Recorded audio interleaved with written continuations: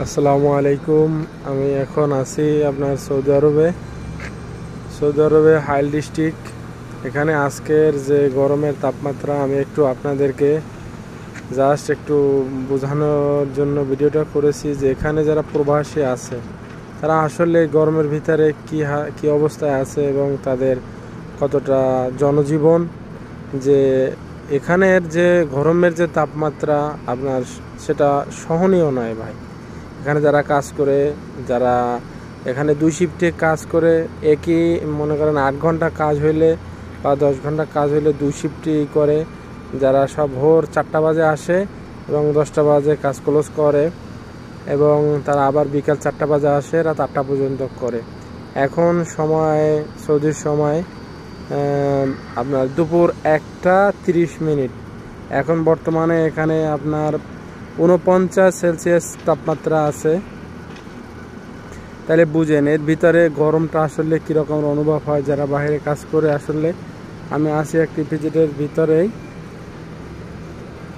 এখানে যে আসলে যে সহনীয় সূর্যের যে আসলে যে প্রখর যে আছে সেটা আসলে সহনীয় নয়, সেটা আসলে কতটা ভয়ঙ্কর। এবং আপনি দেখতে পারেন যে আশপাশে যে অবস্থাটা কীরকমের, রোদের যে আসলে রোদ্দুরের যে তাপমাত্রাটা, এই যে দেখতেছেন রাস্তাগুলো, এগুলোও বেশি রৌদ্র পড়লে খুবই গরম হয়। এবং বাতাস আছে, কিন্তু বাতাস যেটা আসে সেটা আপনার যেরকমের আমাদের দেশে বলতেছে যে কোনো রান্না করা কোনো চুলার পাশে আপনার যেভাবে দাঁড় হলে যেরকমের আপনার গরমটা অনুভব হয়, বাতাসটা সেম।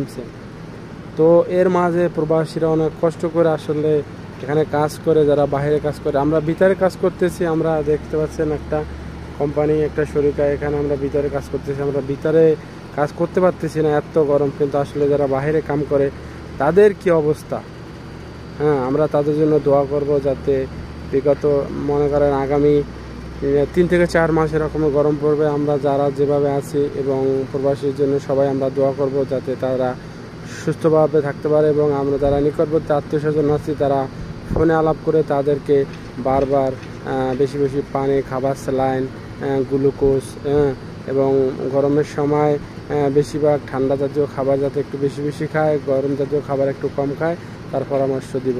এটাই থাকবে আপনাদের প্রতি আমার করণীয়। ধন্যবাদ। আসসালামু আলাইকুম।